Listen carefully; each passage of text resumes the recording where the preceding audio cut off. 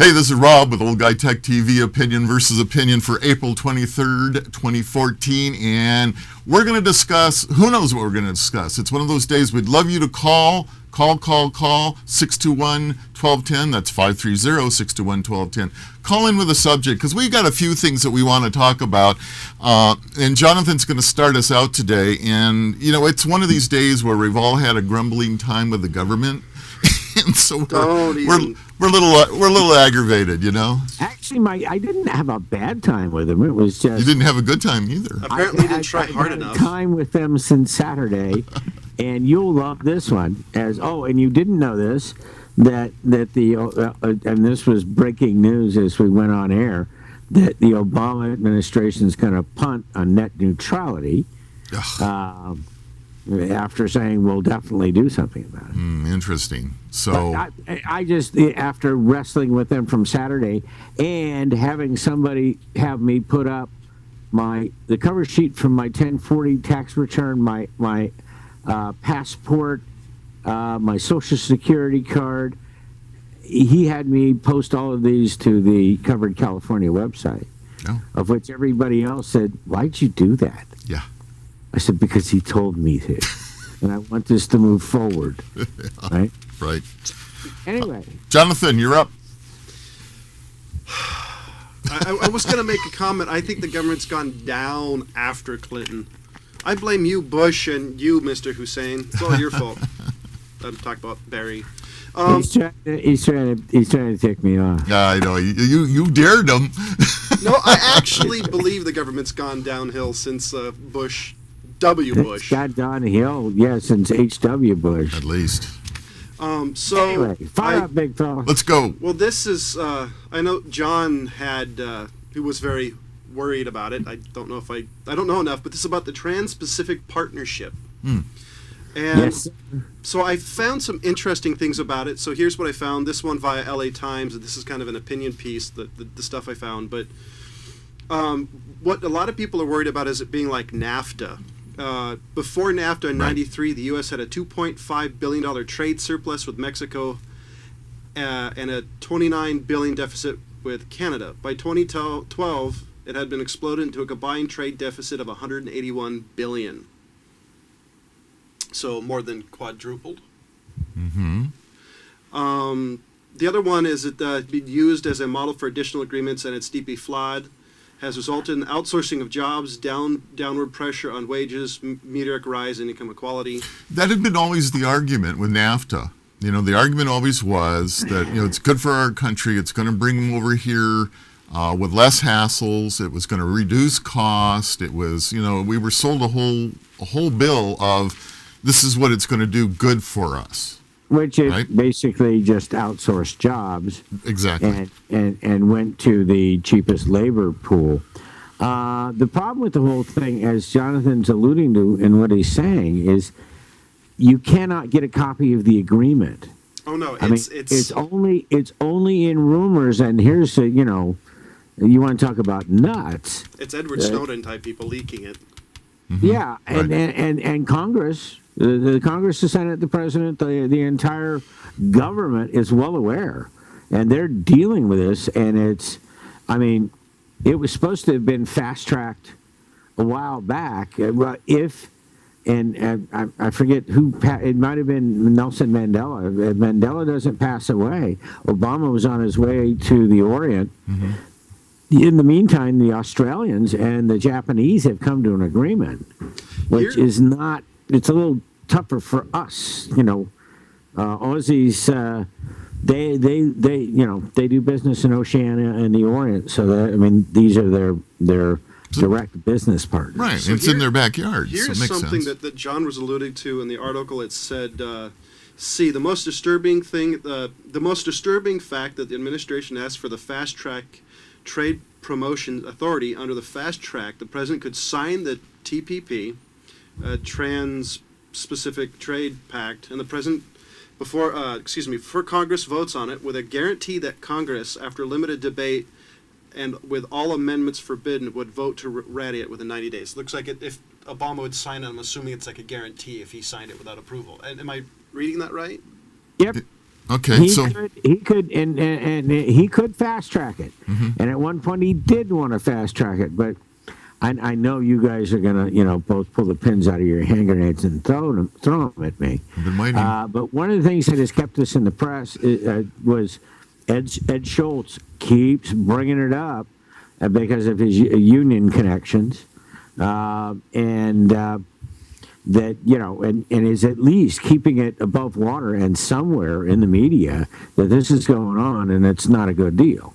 Well, good. Thank God for that. Because this is was another thing. Was it in 2011? The U.S. passed a NAFTA-style agreement, and Obama said it would support 70,000 American jobs from increased good exports alone. In reality, the U.S. monthly exports to South Korea fell 11% for the first 2 years. Imports rose, and the U.S. trade deficit exploded by 47%. And to give a little rough, this is from the Citizen Trade Company. I've never heard of them. Take it or leave it. It says one of the things that people are worried about is labor rights, investment provisions, public procedures, procurement, access to medicine and agriculture. And that's I have. Go ahead. I'm sorry, John. Oh, I got more if you want me to read it. This one's from the Electronic Frontier Foundation. This is what they're worried EFF, I about. trust. There are some very dangerous rulings on how you can deal stock. I've heard as well. So this trade law is pervasive all up and down almost the tree of problems that we have. Well, it also it lights sounds like something it's on every one in of them. wrapping. I'm sorry, John. I didn't mean to. It sounds like it's also including internet activities. This is what the EFF. Oh, yeah. This is what the EFF is worried Interesting. about. It says IP chapter talks about how it would have extensive negotiation ratifications, users' freedom. Look like it would basically make IP more important or damage it somehow. It doesn't give a whole. Hinders. Would have extensive negative ramifications for users' freedom of speech, rights of privacy, due process, hinder people's ability to innovate, lack of transparency. Look at Edward Snowden for that. The other thing would be rewrites global rules on intellectual property, places greater liability on international intermediaries, regulates temporary copies, expand copyright terms, enacts a 3-step test language that puts restrictions on fair use. It just goes on. He's and ready. on and on. He's ready. I do like Snowden's call into Putin's annual TV show about does the government of Russia surveil their population? And the next day he said he regretted doing that.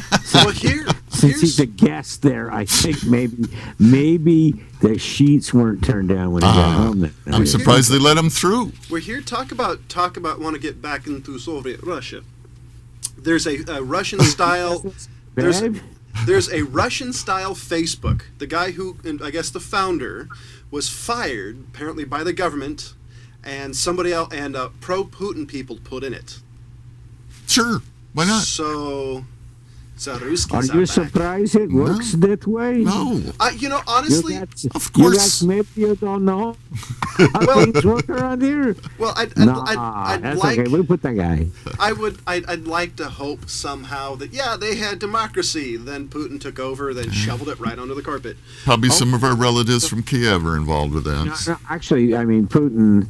We haven't gotten much into him after making the most Hitler move since 1937. And part of it was to liberate portions of the Ukraine that were still Russian speaking. Right. And this is a weak move. It's a weak move by Putin to try and put the USSR together, and it's not going to happen.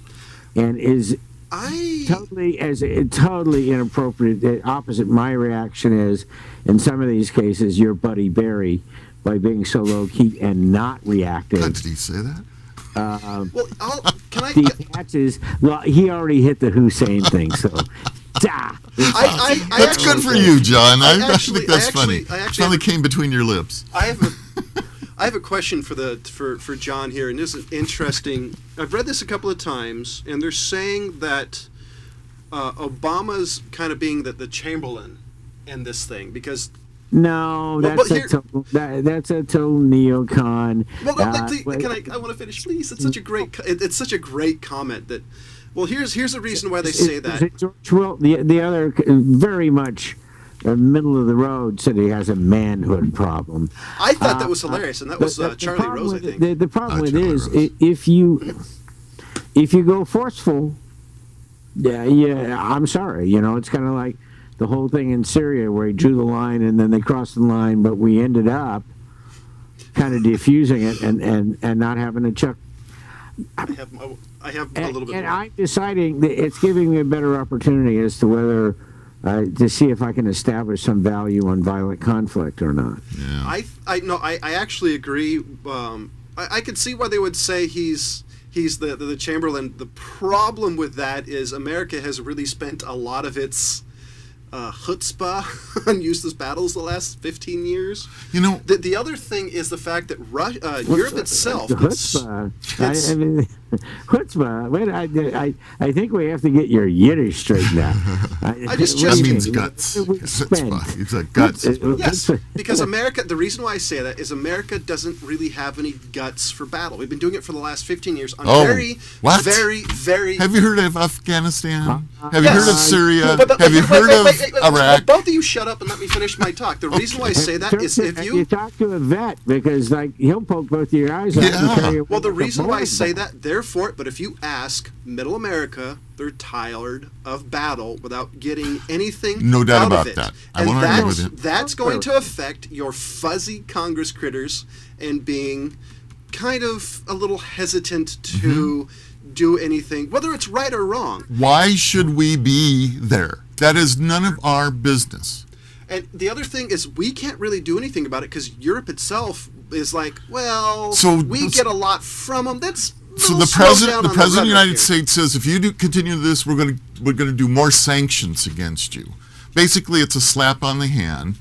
Actually, the sanctions have been pretty damned effective.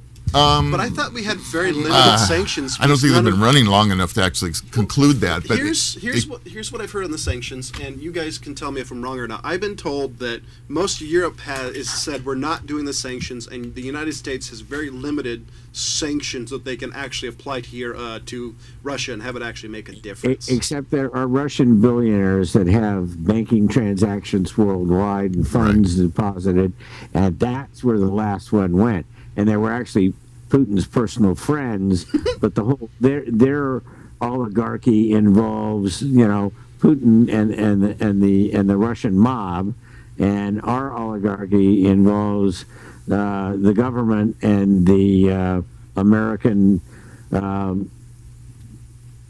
corporate mob and bank mob. It's mob mentality. I mean, just the fact that, as you said, that the middle class of the United States is no longer the richest middle class in the world. It's all, it's slipping away slowly. And the problem of it is that we have two sides. One's blaming the current administration and those bloody progressives and liberals, and the other one saying it's those GD conservatives and Tea Partiers. And in the meantime, we both got our thumb up our guzitsu. What I don't understand was why is the president keeping this on the down low, so to speak? Why? What is in it that is so bad? What are you talking about? You talking about Russia or the TPP? No, the TPP, because it's not being brought up forward. It's another. He wants to do it under executive order, right? Outside of education, it is his biggest boondoggle of the administration. Don't get me started on education. No, I know. Well, here I have it. I know. I'm just trying to figure out why does everything have to be, is it back to we're not smart enough to know why this would be good for us? I think is this the conspiracist in me wants to say that it's exactly that. It's one of those. Don't worry, we really know what's better for you, and you'll like this, even though NAFTA has kind of hurt it. But don't worry, we're creating a better America. So basically, you were again the two Americas, the Americans that are out there wanting everything and asking for everything, and the other controlling factors are, you're not smart enough to know what's in this, so we're going to go ahead and do what's best for you. This sounds like the Supreme Court's decision on affirmative action. So, yeah, what is up with that? That's a good roll-in. By the way, John, great they segue. have decided that there is no racism in the United States, and therefore there needs to be no designed what are called no affirmative action, which in most, when the argument's really brought to the forefront, quotas for minority students in college, of which it was a pure gender vote, all males for the two that could vote, Sotomayor, and I do think Ruth Bader Ginsburg, our third woman justice, whose name is escaping me because I'm so tired. O'Connor. I had to recruise her herself. So there was only an 8 and not a 9 vote. And Sotomayor, who wrote the dissenting opinion, just ripped them a new one. I have to agree. Number one, we were having this conversation before we went on. Affirmative action is a product of the Nixon administration taking on civil rights from the Johnson administration. And so, most people don't realize it was Nixon that made these kind of quotas for people. We still need some help in that way. In some cases, it's probably backfired. California State University, Bakersfield, where I finally ended up getting my degree from, over 50% of the student population is female. And over 50% of that 50% is Hispanic female, which I right there I think is the biggest kudo I can give my alma mater. That is a fact. That is, and good for them. I'm happy and impressed that Hispanic women are moving forward and bettering themselves with that education. Well, I think that's also part of the trend that there's less and less men in college. There's more, last time I read, and it may change since the last time I read this, there's twice as many women now in college than men, which was a change from when I was a kid in the 80s. Yeah. Wow. And that's because... You have Phyllis Schlafly a week ago. I mean, they drag up, for all of you who know who Phyllis Schlafly is, she's 83 years old. She single-handedly made sure that the Equal Rights Amendment was not ratified in 2/3 of the state. And she came up to say, well, of course women don't want to be paid more. They want to get husbands with good... I mean, it's the MRS argument. Right. And it was Phyllis, sit down, okay? Yeah. It's so, not in touch. But they brought her up to do that probably for the... Mary Tyler Morrison. I do have... I've never... Since you talk about affirmative action, I've never actually been a victim of it, but I do know some people who could guarantee they were the best people qualified for the job, and because they didn't fit the color, the quota, or whatever, that they were denied the job, even though they knew that nobody else they were talking to was qualified. Now, Jonathan, conversely, where I just left, there are many African Americans that have risen to the point of being entire program administrators that are there specifically because there was affirmative action and they were given the opportunity to be there, and in a tough situation fought it out and made their niche, and finally rose to the level where they had to be elevated to be in charge of programs. And I don't mean that. That in some respects, and it's not based racially. It's just sometimes I'm really not sure if these people are the best people, but it doesn't make any difference. The principal has brought them to the point where they are in charge. I personally really hate quotas. I hate the idea that, this guy may not be qualified, but because he's insert race group here, but we have to pick it. I've always been... No. You know where the first quota qualifier is? And you can argue this one? It's veterans. I'm actually fine with that on some level. Yeah, and if you're a veteran, you get advantage in job placements, which I have no problem with. Right. No, Especially these veterans, because they're being diminished in other categories. And if anybody should have a priority, it should be a veteran. They should not be on food stamps and Right. you know, Absolutely. give them a job, I a real agree. job. Yeah. I just I think we all agree on that I, one. I personally have, and I don't have the answer for it really, but I have a problem with filters being gender, race. I hate that. I always thought it should be the best person for the job. The question is, how do you pick the best person for the job? I can understand there being qualifiers. Conversely, you open up another can of worms when you say best person for the job. So let's take it out of there. If a woman is more qualified from a man, how come in 95% of the cases, and she's going to get 77 cents on the dollar that the man gets? She may be the best person for the job, but by choosing her, They save money. Is that? 23 cents on a dollar? Well, here's the argument. I have problems with generalizations like that. I mean, you look at some of the top women CEOs in the major tech companies right now, they're making more than their predecessors. But at the same time, look at the CEO of GM. Let's hold harmless this great big recall. Yeah. But her salary is markedly lower than men that were CEO of GM previously. I thought that had more to do with the initial stock options that were given the original men, not the actual salary base. But it's still your compensation package at that level. I have a question. But everybody's getting a lower wage.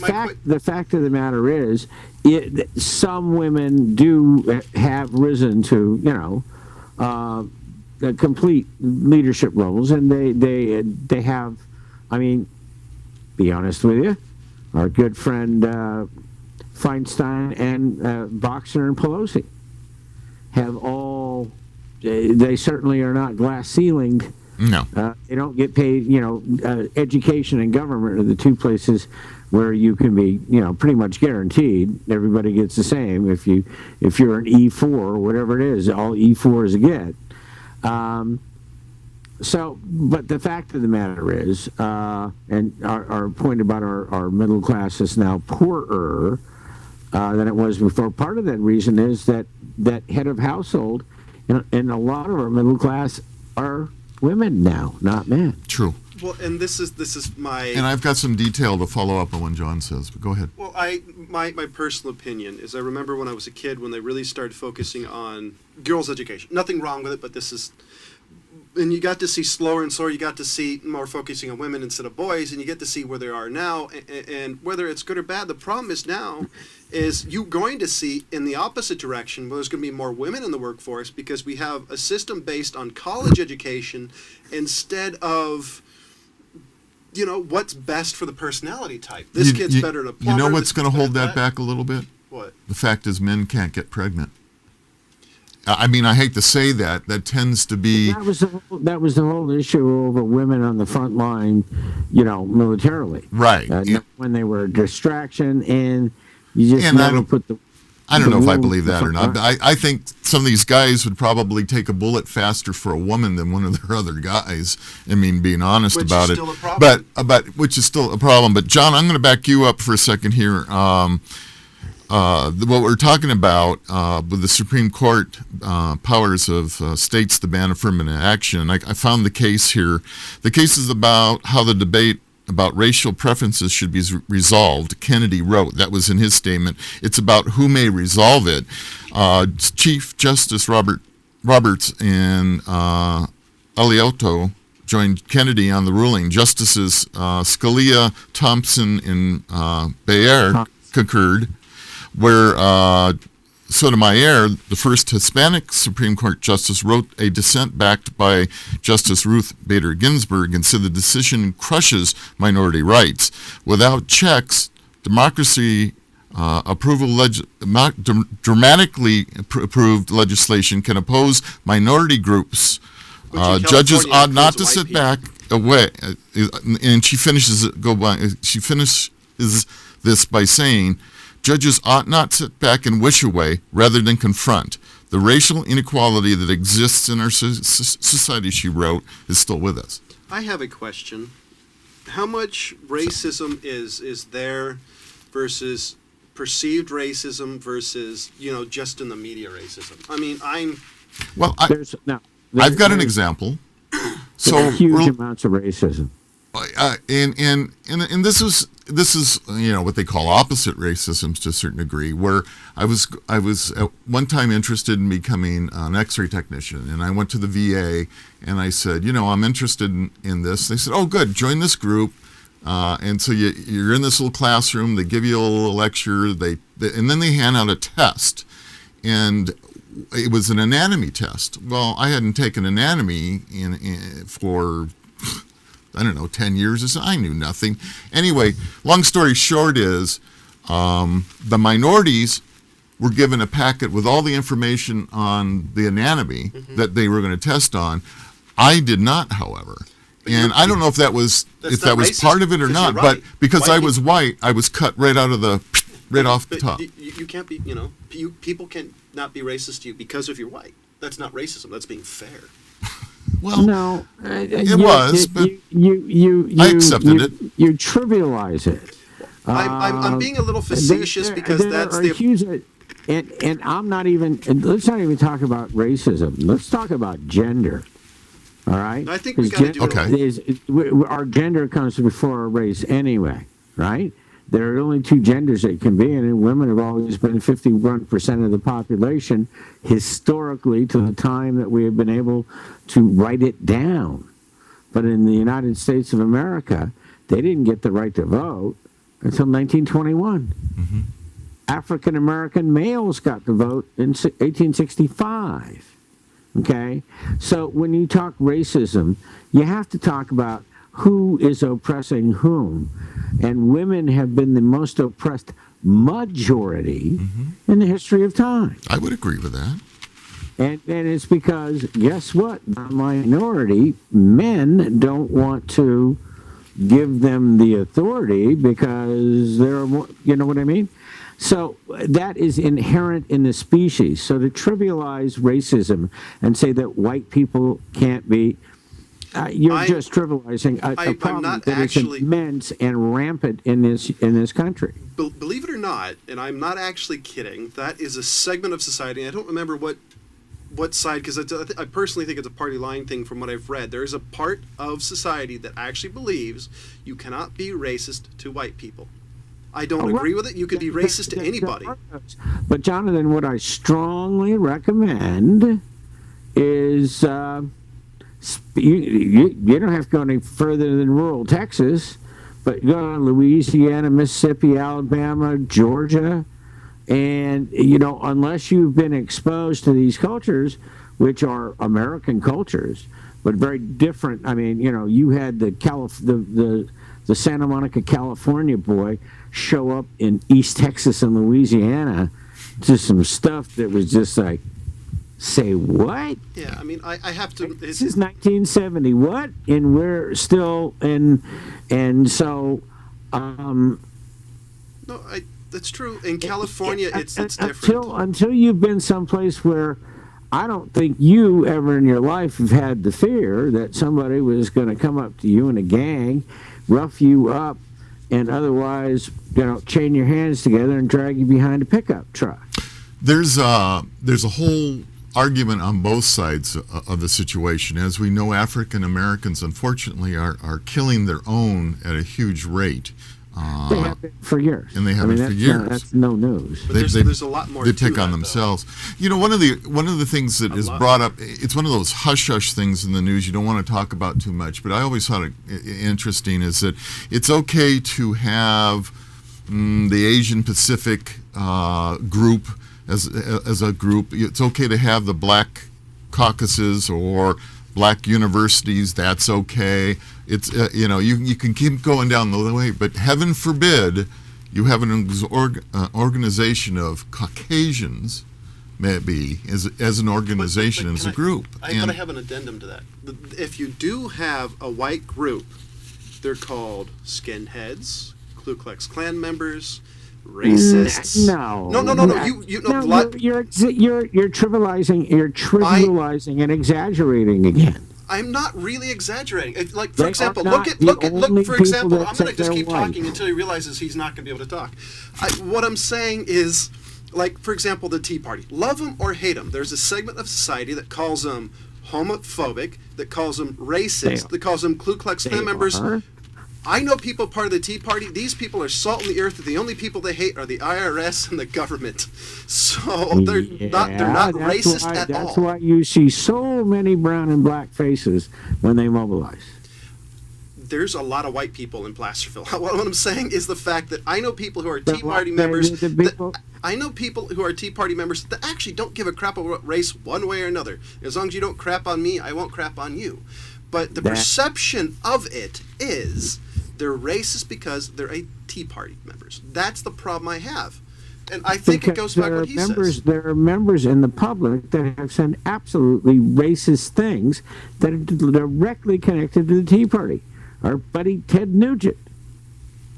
But that's a segment of it. That's not the whole thing. You don't, what do you think, Bob? Yeah, I don't like to lump everybody together on the whole thing. I always worry as soon as you're saying, okay, the Tea Party, everyone's racist, and we know better. I mean, Tea Party doesn't have sign here, you must be a racist to be part of the Tea Party. The Tea Party, honest to God, is a mixture of the United States. May it be mostly white? That's quite possible, but I don't know every Tea Party group because they're all independents. They are mostly conservatives. And guys, I let you speak, Jonathan. I didn't talk over you. No, I was just... The issue of it is why everybody makes that exception is culturally the Western European or European white population has been at the top of the food chain of societies throughout the world for the last almost 1,000 years. Okay?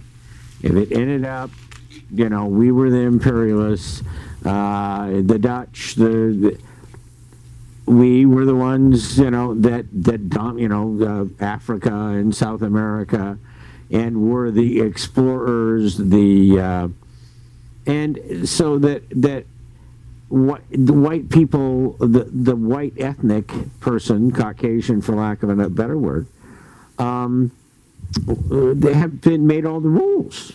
I mean, look at minority representation even in the Congress and the Senate, as to the number of still pretty low. Women ebb and flow, okay, but it doesn't. And the fact of the matter is, in less time than you want to recognize, the population of the United States will no longer be majorly white people. So that if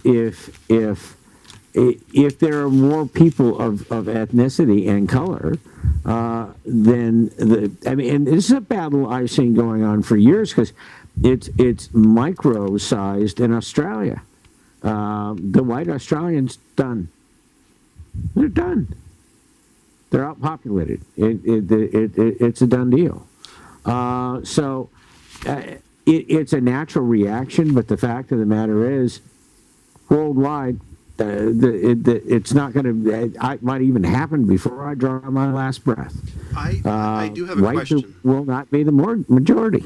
I do have a question, and this is. What happens, and obviously in California being white is the minority, what happens when that's the case, countrywide? Is it going to be... And again, Jonathan, it's a question of what's white.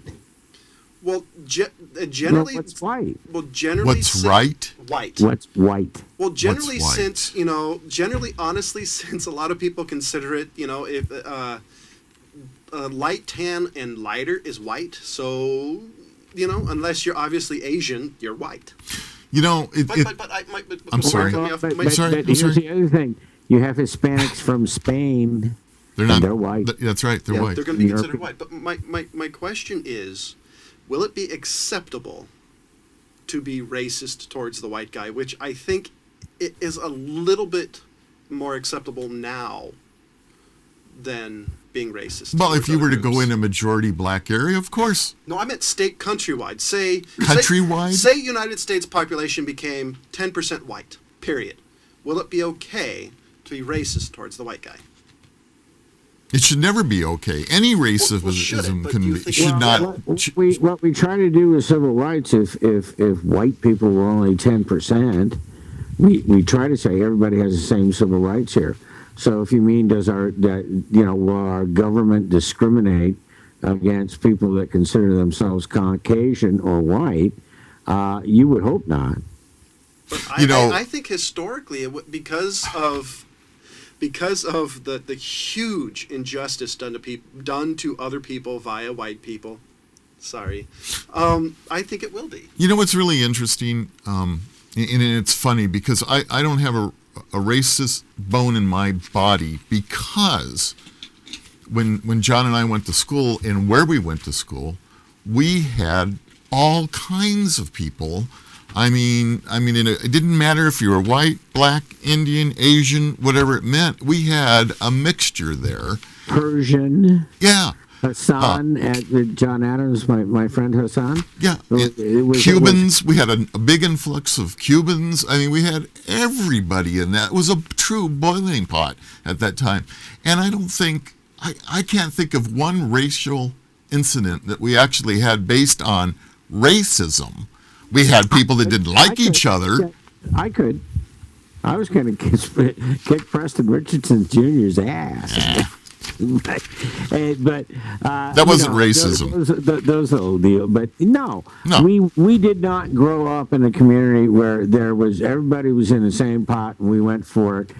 Income, family background, that could all be a bit different, but we all were in the same pool, and it was pretty much an even cut where we were. It was. I mean, it's probably unique, particularly at that particular time, but we truly were a mixture of everything. And I knew there was some strife in the late '60s, and when the Black Panther race riots, etc., where we were.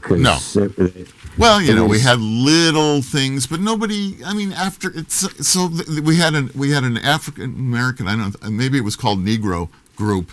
Both in Selma High and John Adams.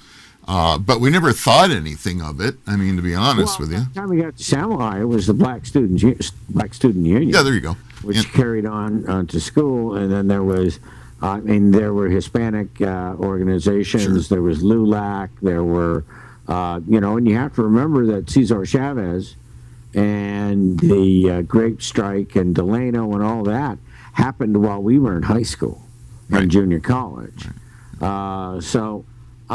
We were really opened up to diversity, and it amazes me. I kind of recoil when I see things happening now, and it's like, why are people rejecting diversity? Yeah. Why are we? I thought we at the time had made steps forward. You and I were actively involved. I was in student government. Me too. And said,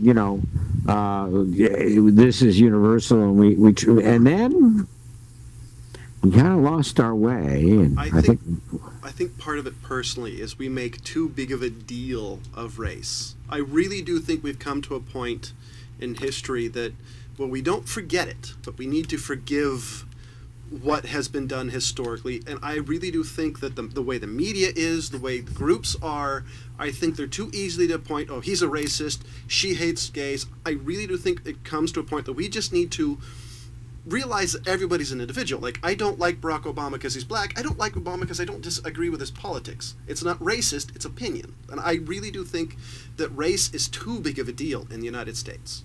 Well, the problem is, and I'll go back to what I initially said, it's not only race, it's gender. Well, no, yeah. See, I don't really look at that. We still discriminate on gender, which is just totally unreasonable. But I know, start there. That involves black, brown, yellow, white, women of every size and description. So it's not a race thing, it's not a color. It should not be a race thing or a color thing. It should be about the individual, which I got to admit, being from California, it's not like probably the Deep South where deep-seated racism is not really a cultural thing. Yeah. I didn't mean that as an idle threat. Oh, no. You cannot, and I don't mean this to indict you. You cannot evaluate racism unless you have traveled about this country and gotten a vibe in all the different parts of the United States. There are places in Texas tonight that, excuse the phraseology, but this is in the 70s, but this town also had an African American drugged behind a truck within the last 5 years to his death. And it said, "Nigger, don't let the sun catch your ass in this town at sundown." And the sign was, and you can imagine, California boy sees that and goes, "What the? I saw a Ku Klux Klan meeting next to Interstate 10, hoods and fire and." Yeah. I kind of said, "Say what?" I've been incredibly fortunate that I've almost been in every single state in the continental United States, and part of it, honestly, is because I'm from California. I mean, even though I am uber conservative, I guarantee some of my more conservative brethren would think I'm a little left of center, but I just don't see race. I don't see color. I don't really give a crap if you're brown. I don't care if you're freaking purple. As long as you're not an asshole to me, I don't care. That has to do with your upbringing, because we never ever thought about race. We never, we accept everybody that's as what the same. It is. I kept hearing stuff. It's like, what the heck? Are we keeping you up, John? Is it past your nap time here? That's the Blue Plate special. I'm getting phone messages and stuff like that. I just really think we need to come. This is not our high energy day. I just really think we need to come to a point in society that we just got to stop looking at race. We got to stop looking at color. I don't know how you qualify things for jobs, for positions. I don't have the answer, but I think as soon as we stop looking at the fact this person's a black woman versus a Hispanic male versus a white male, it doesn't freaking matter to me. I don't think it should matter to everybody. But it does. That's the problem. It does. It shouldn't. It does matter to people, and that's too bad. I mean, your father and I are both kind of like, I know. And then I look at some situation and just go, how do we lose our way like that? Yeah. We seem to be on a good path here, and now we're not so much. No, I have kind of a very random thought. I wonder if because it's still equality. You still have black neighborhoods. There's extremely poor, no quality education, very poor, very just poor area. And roads, housing, everything. Well, but right there, somebody that could be grounds for showing discrimination. Gentlemen, I'm going to have to excuse myself for a minute. I will be back in just a little bit. Okay. So, one of the things that I think you cover is, and we have even in Sacramento, of course, is we've got a very large Russian population, and very poor areas of Hispanic groups. It seems that when you're an immigrant and you come into the United States, you're going to naturally move towards like-minded people, and that'll be a normal. Because they do share your language and culture. Exactly, you share the culture, you share the name, and all of that. So it's something that's universal across the country. I think the sad part is that when you take racism in you make your decisions on life based on that, that's pretty sad. It really is. It's a shame that we go to that thing. Let's talk about why John's taking a hiatus. Let's talk a little bit about this CFPB that we were started talking about, and we kind of got off topic real quick, and it's saying, so I'm looking it up, folks, trying to figure out where it lands, is it's actually part of the Federal Reserve. It's actually in there, and so it's semi-quasi. Well, yeah, government. They're actually, and I don't know who they are, but it's known as the Secretive Agency, and has perhaps the broadest mandate of any government agency, yet the least amount of oversight. It has the power to regulate virtually every financial product offered in the nation, from mortgages to credit card transactions. The agency wields a power that can change the way every American banks, shops, obtains a loan, accesses education, and manages their personal finances. And that's the Consumer Financial Protection Bureau. Is that Yeah. what it's called? Yeah. Well, here I do have the history because this is according to the Bastion of All Knowledge, Wikipedia. Yeah. It says in July 2010, Congress passed the Dodd-Frank Wall Street Reform Consumer Act during the 111th United States Congress. Let's see, the agency was originally proposed in 2007 by Harvard Law School professor Elizabeth Warren. The proposed Consumer Financial Protection Bureau was actively supported by Americans for Financial Reform. So it looks like it's a new, because I'd never heard of this. Well, No. It was Elizabeth Warren that was assigned to organize it, and like I said, if the Republicans would have opposed her being the chair of it, she wouldn't have run for Senate. So it was the whole idea the whole idea of starting this part inside the Federal Reserve. It was created to protect consumers from unscrupulous practices of banks and other bad actors in the financial services industry. Their charge is to investigate financial institutions and non-bank entities who offer financial products and create enforcement actions to address practices. And that's check cashing and payday loan places. Yeah. Previously, because we deregulated, that's part of the problem that we had that put us in the financial crisis. Right. Now can charge rates and usury that used to put you in jail for being a loan shark. Exactly. And that's why this organization was started, to help fight that. This is 2010, so this is Obama's first. Yeah. Elizabeth Warren is spawned of Barack Obama. The thing of it is, I'm much in favor of this because people, I know for a fact that when we were going through refi crazy and people qualified for houses that they couldn't even afford. Yeah. And look, I was in the same, you can buy it. We'll just do this thing and then we'll refi the thing. Right. And it's just mumbo jumbo crap. Yeah. Right. Smoke and mirrors. And I know there were guys, that refied 3 and 4, and it was all to buy toys. Nobody ever said you gotta pay. They said it's your money. They forgot that it's your money that you need to pay back because it's the bank's money. Well, I think everybody that wrote those loans that knew for a fact that nobody could qualify for them. That's right. We need consumer protection. So absolutely. I mean, it was. Serial out there. You're in big trouble. Well, here's an interesting. Your student loans can be privately held and not be limited on interest. You can get killed. You've got a whole nother issue. That should be a whole topic for the next show is student loans. And because you can't declare bankruptcy to get rid of them either. I can't hear you. John, do you hear us? Uh-oh. We see you, John. Ladies and gentlemen, looks like we're having some technical difficulties here. Reboot your Facebook. Yeah. Get rid of Skype. Reboot Skype.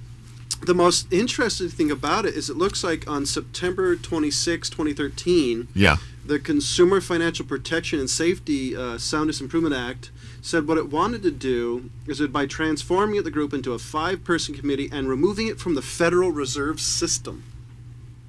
Okay, so they want to make it. They want to make it a separate entity other than the Federal Reserve. Yeah, and that was on 2013. It looks like this bill is on House Majority Leader Eric Cantor announced that the H.R. 3193 would be on the House scheduled for February 11th or 12th of 2014 of this year. Why don't we just restart him? So it looks so that actually looks interesting to see. Sorry about that, folks. Things would happen.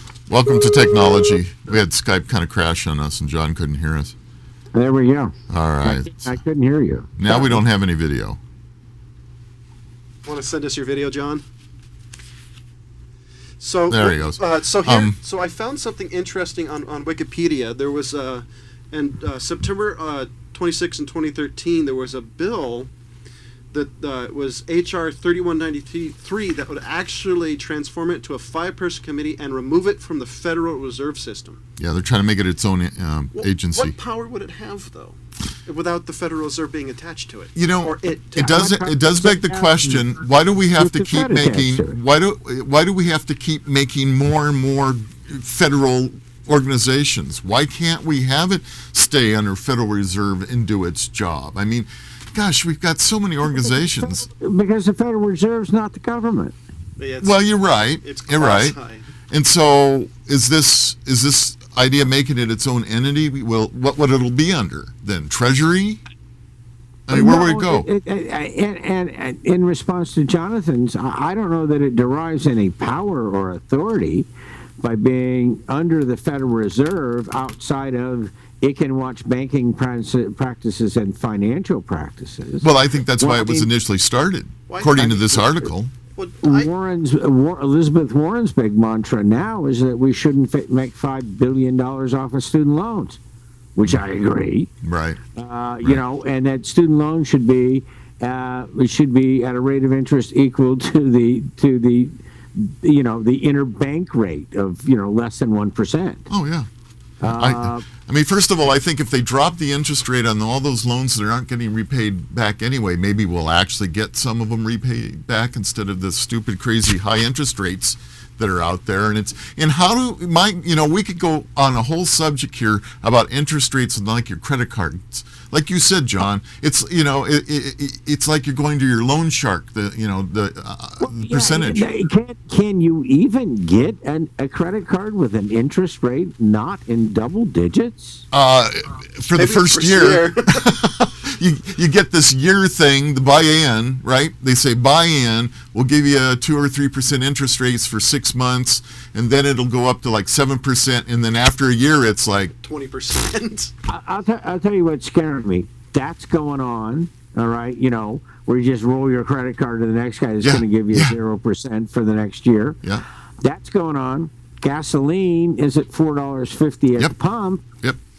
And they're the scary thing is all the houses that went into foreclosure have been bought up and have been capitalized into investments, and they're now renting those houses, right? Right. I mean, one of these things where nobody knows who really owns it, right? Because it's been capitalized, and that you would think that is why we need a consumer protection advisory board thing, because we're doing the same things we did before 2008 right now. I can't even imagine how anyone in their right mind could think it's going to be. I mean, I know Elizabeth Warren is a huge, and so am I, advocate of the reinstatement of Glass-Steagall. Mm-hmm. And if you don't understand Glass-Steagall, it was what really helped the Depression come to an end, because it said banks can only lend money through savings accounts and checking accounts. They can't sell stock. They can't be investment bankers. They can just be your bank. And that's where you got FDIC, Federal Deposit Insurance. Now, you know, Merrill Lynch, Bank, you know, who's in, you know, they're all in everything. So they're not they're not financial institutions guardians of our money. They're financial institutions making money on our money, hand over fist, that we don't ever see. You know, as I went into this article, it says that it was developed purposefully for the Dodd-Frank legislation to be outside the preview of congressional budget oversight. The CFPB need only answer no comment anytime Congress wants an answer. That's interesting. Well, because they're trying to get the special interest out of it. Supposedly. Good luck at that. Well, the problem is, you're right. They want to get the special interest out, but the problem is as this article goes on to say, here's the problem: we don't have any financial leaders within that organization that really understand finance. So, because you're getting rid of all the special interest groups, the guys that have spent a lot of years with, you know, who knows, Smith, Barney, whatever it may be, who actually have a way of knowing how the finances actually work. Because of that, pulling them away, they have a hard time getting the correct amount of staff to in leadership. But here's the deal, okay? This is the crazy part. The biggest part of government that is broken is the political side that's being bombarded with money. That broke my train of concentration. Therefore, I lost what I was going to say, guys. Well, anyway, I think What was the premise that you put forward? Well, what I'm we were sorry. talking about, what they're saying is that one of the issues they've had when you pull aside anybody with a special interest, and they may or may not, but they've had financial background. In other words, they've been in the industry forever. They know how everything works. Okay. Right. Yeah, and they're having problems getting the right people because too many of them have worked for all these other banks, and they say, no, I'm sorry, you can't be part of this because we can't have that special interest in there. And so they're having problems getting the best and the brightest to help run this agency. I guess that's what it comes down to. Yeah, and it was unfortunate. Elizabeth Warren didn't get an opportunity to run it. And then again, I don't know that it is or isn't. In that, and I've said this before. In many ways, I think that she's more qualified to be the one that runs from the progressive liberal side than Hillary Clinton. I think it's a shame that that people run their financial houses just like our government. We're leveraged up to the hilt, and there's real no way out of it anymore. Yeah, I'm going to read this one statement and take it for what it's worth. It's saying that driving the agency's work is the director, and his name is Richard Cordray, and a group of staffers from both President Obama and Senator Warren's campaign teams. That's who's heading this up. One senior advisory board member is even the former vice presidential nominee of the Socialist Party of the United States. Many of these folks have substantial political pedigrees, but very little financial expertise. I kind of like that. It's kind of funny. But you see, financial expertise is what creates the derivatives. I mean, we have lost our ability to be objective, and we are driven by profits on every single level. And I talk about the problems. Media makes all the money. It's all about the money. We have very little care for what's the right thing to do. It's always what's the money thing to do. And that's what usually my mantra is, not only question everything, but follow the money. We've got 30 seconds to go. I want to just shout out real quick to, we got another donation come in to us from a fine gentleman, and since it's campaign season, I won't say his name at the moment, but thank you very much for that donation. That helps us a lot going forward. Remember, hit that donate button, and we're sorry that nobody called in today, but that's okay. We'll get you next time. And I'm going to wrap this up for Jonathan and John and myself. Thank you for watching Opinion versus Opinion. Maybe you agree with us, maybe you don't, but you know what? We've got a phone. You can call in and talk next time, and we'll figure out something really juicy to talk about next week. Thanks for watching. This is Rob with Opinion versus Opinion. We'll see you next time.